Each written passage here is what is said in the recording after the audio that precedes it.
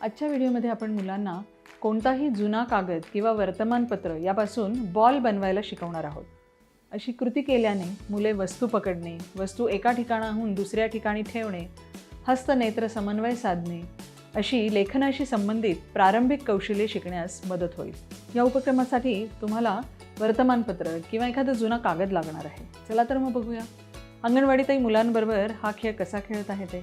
ताई मोठ्या उत्साहाने प्रत्येक मुलाला एक एक कागद देते आणि त्या कागदाचे मुलांना छोटे छोटे तुकडे करण्यास सांगते। कागदाचा छोटा तुकडा वापरून ताई लहान गोळे कसे बनवायचे तेही दाखवते। हे अधिक आकर्षक आणि सर्जनशील बनवण्यासाठी हे छोटे बॉल्स रंगात बुडवले जातात। उदाहरणार्थ इथे निळ्या आणि लाल रंगात बुडवले गेलेत। मग डिंक वापरून वेगवेगळ्या कागदावर एक एक करून कागदाचे गोळे चिकटवून मुलांना त्यांच्या कल्पनाशक्ती आणि सर्जनशीलतेसह खेळण्यास प्रोत्साहित केले जाते। मुलांमध्ये उत्तम मोटार कौशल्ये आणि सर्जनशीलता वाढवण्यासाठी हे फार मदत करते।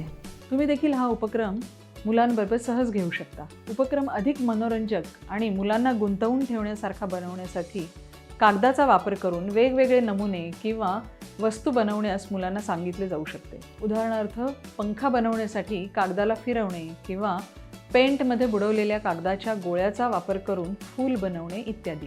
पुन्हा भेटू एका नवीन खेळासह एका नवीन व्हिडिओमध्ये।